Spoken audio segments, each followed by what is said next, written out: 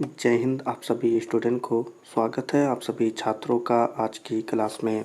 प्यारे बच्चों, आज की क्लास में हम साइंस के बहुत ही महत्वपूर्ण ऑब्जेक्टिव क्वेश्चंस को आप सभी बच्चे को याद कराने के लिए आए हैं। ये क्वेश्चन बहुत ही महत्वपूर्ण है आपके मैट्रिक बोर्ड परीक्षा 2025 के लिए। तो आप सभी छात्र इन सारे प्रश्नों को जल्दी से याद कर लेंगे और ये प्रश्न आपके परीक्षा में भी बहुत बार आ गया है, ठीक है। यानी कि बिहार बोर्ड के मैट्रिक परीक्षा में काफ़ी बार भी पूछ दिया है, इसी के लिए काफ़ी महत्वपूर्ण है। तो चलिए जल्दी से क्लास को शुरू करते हैं। आप सभी बच्चों से बात करेंगे अंत में, ठीक है। क्लास के बाद आपसे बात करेंगे। चलिए क्लास को शुरू करते हैं। याद करना शुरू करिएगा। पहले प्रश्न को देखेंगे। पहला क्वेश्चन है, सामान्य नेत्र के लिए दूर बिंदु है, ठीक है। काफ़ी महत्वपूर्ण और काफ़ी वीवीआई क्वेश्चन है बच्चों। जल्दी से बताएंगे इसका आंसर। सामान्य नेत्र के लिए दूर बिंदु है, ठीक है। जल्दी से आप सभी बच्चे बताएंगे इसका आंसर। चलिए इसके आंसर को देखें और बताएं सभी बच्चे इसका आंसर क्या होगा, ठीक है बच्चों। तो यहाँ पर देख लें, इसका आंसर हो जाएगा अनंत, ठीक है बच्चों। याद रखेंगे क्या हो जाएगा आंसर। आंसर हो जाएगा अनंत, ठीक है। याद रखेंगे। चलिए अगले क्वेश्चन की तरफ बढ़ेंगे। अगला प्रश्न है, अभिनेत्र लेंस की फोकस दूरी में परिवर्तन किया जाता है। अभिनेत्र लेंस की फोकस दूरी में परिवर्तन किया जाता है, ठीक है। तो चलिए इस क्वेश्चन के आंसर को भी देखेंगे और सभी बच्चे बताएंगे इसका आंसर क्या होगा। तो यहाँ पर इसका आंसर हो जाएगा बच्चों पक्षमाभी द्वारा, ठीक है बच्चों। याद रखेंगे क्या हो जाएगा आंसर, पक्षमाभी द्वारा, ठीक है। सही बच्चे याद रखेंगे इस आंसर को। ऊपर वाले क्वेश्चन का एकदम सही आंसर होगा पक्षमाभी द्वारा। चलिए अगले क्वेश्चन की तरफ बढ़ जाते हैं। अगला प्रश्न है, स्पेक्ट्रम में किस रंग की किरण का झुकाव अधिक होता है। क्वेश्चन है, स्पेक्ट्रम में किस रंग के किरण का झुकाव अधिक होता है, ठीक है। तो चलिए जल्दी से बताएंगे इसमें से क्या होगा आंसर। सही आंसर क्या हो जाएगा। तो सही आंसर हो जाएगा बच्चों बैगनी, ठीक है बच्चों। क्या हो जाएगा, बैगनी जो है एकदम सही आंसर हो जाएगा ऊपर वाले क्वेश्चन का। किस रंग का झुकाव अधिक होता है, तो बैगनी रंग का झुकाव अधिक होता है, ठीक है। याद रखेंगे। चलिए अगले क्वेश्चन की तरफ बढ़ जाते हैं। अगला प्रश्न है, स्पेक्ट्रम प्राप्त करने के लिए किसका उपयोग होता है। काफ़ी महत्वपूर्ण क्वेश्चन, जल्दी से बताएंगे इसका आंसर। स्पेक्ट्रम प्राप्त करने के लिए किसका उपयोग होता है। तो चलिए जल्दी से इसमें से देख के बताएंगे इसका आंसर क्या होगा।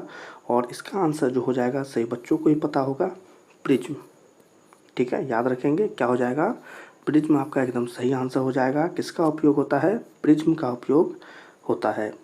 चलिए अगले क्वेश्चन की तरफ बढ़ेंगे। अगला प्रश्न है, जो नेत्र निकट की वस्तु को साफ साफ नहीं देख सकता है, उस नेत्र में क्या होता है, ठीक है। यहाँ पर क्या लिखा हुआ है, क्या होता है। जो नेत्र निकट की वस्तु को साफ साफ नहीं देख सकता है, उस नेत्र में होता है, क्या होता है। जल्दी से बताएंगे सही बच्चे इसका आंसर क्या होगा, दूरदृष्टि दोष।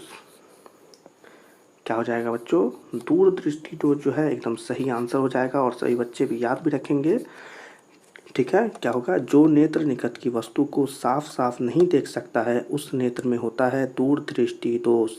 चलिए अगले क्वेश्चन की तरफ बढ़ जाते हैं। अगला प्रश्न है, मानव नेत्र में, देखिए छोटा सा प्रश्न पर बहुत ही महत्वपूर्ण, मानव नेत्र में। चलिए इसके आंसर को देखते हैं। किसी प्रकार का लेंस नहीं होता है, ये इसका आंसर नहीं होगा। इसका सही आंसर होगा उत्तल लेंस होता है। क्या है, मानव नेत्र में क्या होता है, मानव नेत्र में उत्तल लेंस होता है। और सही बच्चे भी याद रखेंगे। चलिए अगले क्वेश्चन की तरफ बढ़ जाते हैं। अगला प्रश्न है, मानव नेत्र वस्तु का प्रतिबिंब निम्न में से किस भाग पर बनाता है। ये भी महत्वपूर्ण क्वेश्चन है, काफ़ी बार पूछा गया है। मानव नेत्र वस्तु का प्रतिबिंब निम्न में से किस भाग पर बनाता है, ठीक है। तो चलिए इसके आंसर को देखते हैं। और इसका सही आंसर जो हो जाएगा बच्चों, वो हो जाएगा रेटिना, जिसे हम परितारिका भी कहते हैं, ठीक है। इसका एकदम सही आंसर होगा क्या, रेटिना, जिसे हम परितारिका भी कहते हैं, ठीक है। याद रखेंगे। चलिए अगले क्वेश्चन की तरफ बढ़ते हैं। अगला प्रश्न है, सामान्य नेत्र के रेटिना पर बनने वाला प्रतिबिंब कैसा होता है। क्वेश्चन है, सामान्य नेत्र के रेटिना पर बनने वाला प्रतिबिंब कैसा होता है। तो चलिए जल्दी से इसके आंसर को भी देख लेते हैं।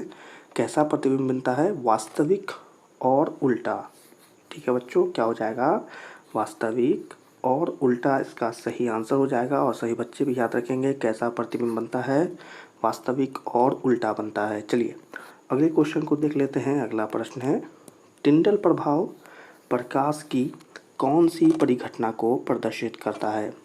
क्वेश्चन है, टिंडल प्रभाव प्रकाश की कौन सी परिघटना को प्रदर्शित करता है। तो चलिए इसके आंसर को भी देख लेते हैं।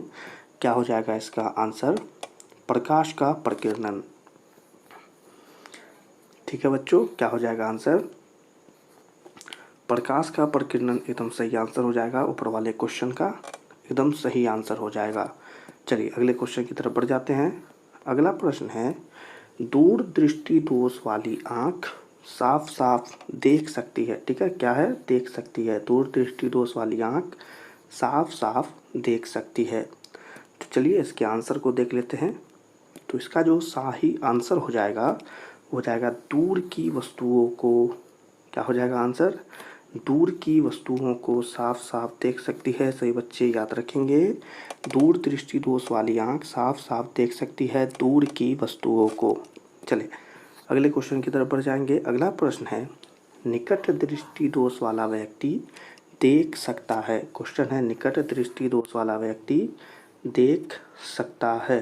तो इसका आंसर हो जाएगा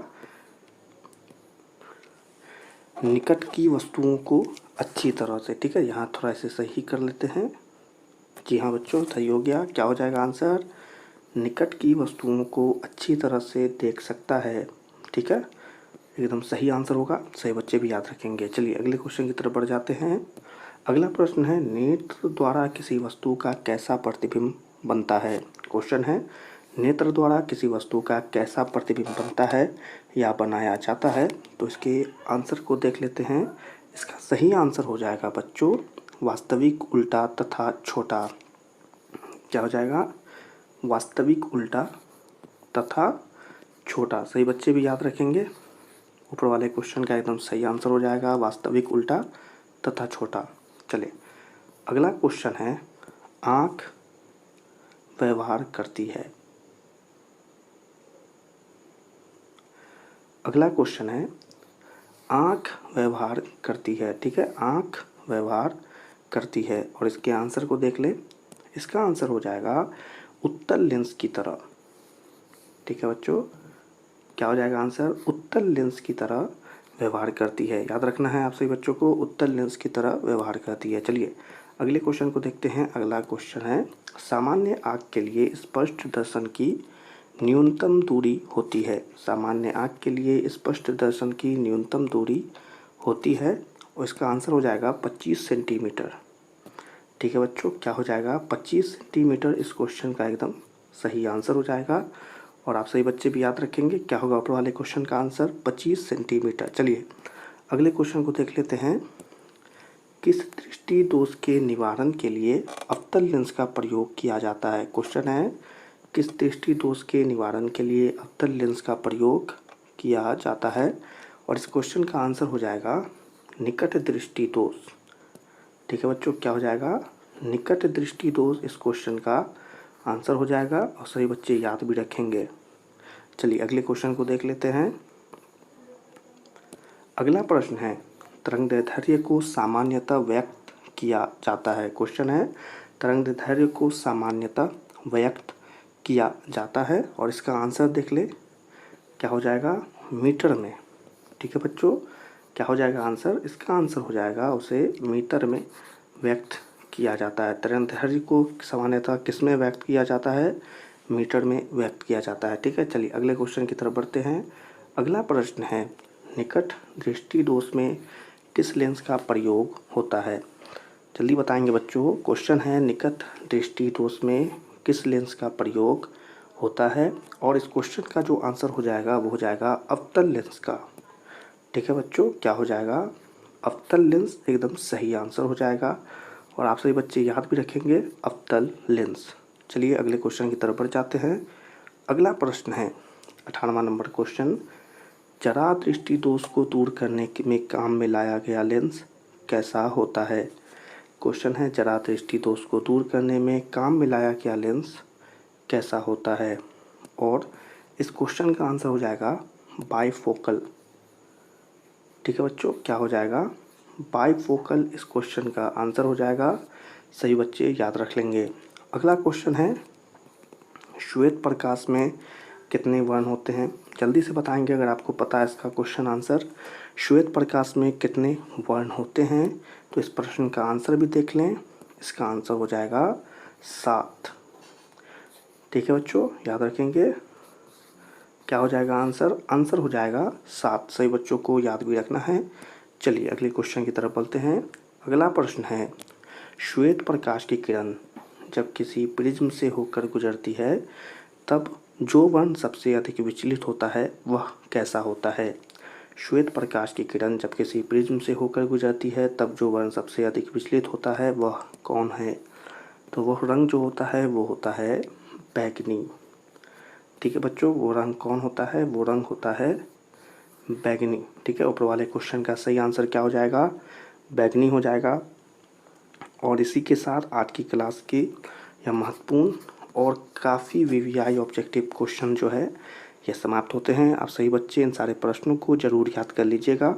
और अगर इन क्वेश्चन के पीडीएफ चाहिए तो हम कमेंट में आप हमें बता देंगे, हम इनके पीडीएफ आपको शेयर कर देंगे जिनसे आपको याद करने में आसानी होगी। ठीक है, तो चलिए सही बच्चों को बता दें कि आज की क्लास समाप्त होती है। आज की क्लास पसंद आई हो तो इस क्लास को ज़रूर लाइक कर दीजिएगा और हमारे चैनल पर आप सही बच्चों के लिए इसी प्रकार से ऑब्जेक्टिव और सब्जेक्टिव क्वेश्चन हम सही बच्चों के लिए लेकर आते रहेंगे। इसके लिए हमारे चैनल को सब्सक्राइब करके बेल आइकन को ऑल पर सेलेक्ट कर लेंगे।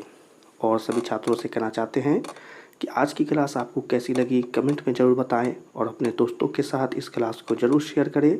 सभी छात्रों से मिलेंगे अगली क्लास में, तब तक के लिए आप सभी छात्रों को जय हिंद।